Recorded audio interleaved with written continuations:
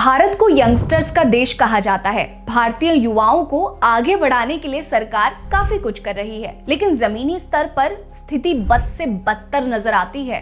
खेलो India जैसे कई ढकोसले लागू किए गए और जोर शोर से उसका प्रमोशन भी किया गया, लेकिन जमीन पर इसका असर आज भी नजर नहीं आ रहा। आलम यह है कि अंतर्राष्ट्रीय लेवल पर भारत के लिए खेल चुके खिलाड़ी ईंट के भट्टे में काम कर रहे हैं, तो वहीं कोई खिलाड़ी सब्जी बेचकर अपना जीवन यापन कर रहा है।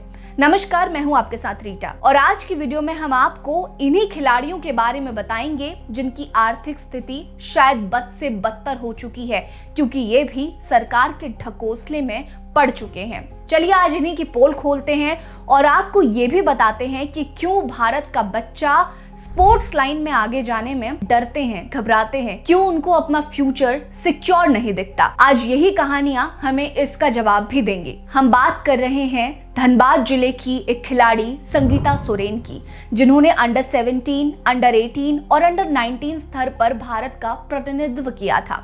आज वो गरीबी और बदहाली में अपना जीवन जी रही हैं। संगीता ने अंडर 17 फुटबॉल चैंपियनशिप में ब्रॉन्ज मेडल जीता, लेकिन आज उन्हें अपने परिवार की मदद के लिए ईंट के भट्टे में काम करना पड़ रहा है। संगीता के पिता नेत्रहीन हैं और उनकी मां और दोनों भाई मजदूरी करते हैं। सीमित आमदनी और बढ़ते खर्चों के कारण संगीता को भी मजदूरी करनी पड़ती है।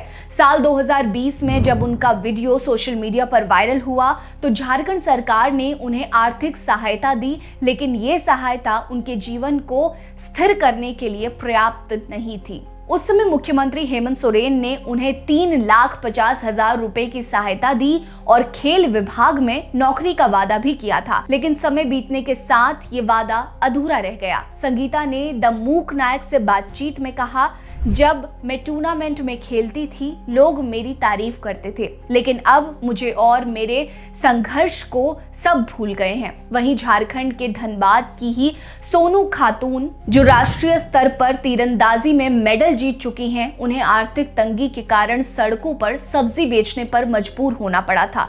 सोशल मीडिया पर वीडियो वायरल होने के बाद सरकार ने उन्हें 20,000 रुपए की सहायता दी और एक अस्पताल में नौकरी दी, लेकिन राष्ट्रीय स्तर के खिलाड़ी पर ऐसी मदद के लिए क्या ही टिप्पणी की जाए। आपको बता दें कि झारखंड में फुटबॉल और तीरंदाजी जैसे खेलों का गहरा जुड़ाव है। संसाधनों की कमी और प्रशासनिक अनदेखी के कारण ये राज्य अपने खिलाड़ियों को आगे बढ़ाने में विफल हो रहा है।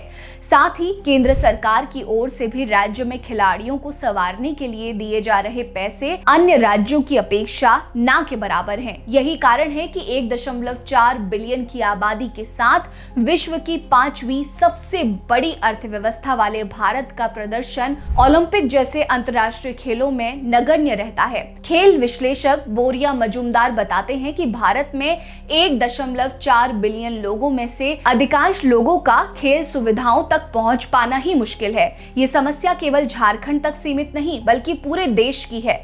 ध्यान देने वाली बात है कि प्रधानमंत्री नरेंद्र मोदी ने साल 2018 में खेलो इंडिया योजना की शुरुआत की, जिसका उद्देश्य ग्रामीण क्षेत्रों में प्रतिभाशाली खिलाड़ियों की पहचान और उन्हें समर्थन देना है, लेकिन झारखंड जैसे कई अन्य राज्यों में ये योजना जमीन पर सही ढंग से लागू नहीं हो पाई। सामान्यतः यही होता है कि नेशनल लेवल के खिलाड़ियों को केंद्र या राज्य सरकार की ओर से नौकरी की पेशकश की जाती है, उन्हें नौकरी दी जाती है ताकि करियर के ढलान के साथ वो अपना जीवन यापन कर सके, लेकिन झारखंड में ऐसा देखने को नहीं मिलता।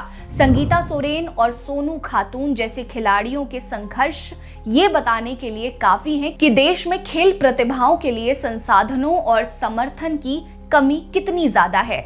यदि सरकार और समाज खेलों को बढ़ावा देने के लिए सही कदम उठाए तो ये प्रतिभाएं न केवल भारत का नाम रोशन करेंगी बल्कि अगली पीढ़ी के लिए भी प्रेरणा बनेंगी। आप इसे लेकर क्या सोचते हैं, हमें कमेंट बॉक्स में जरूर बताइएगा। बने रहिए हमारे साथ। नमस्कार।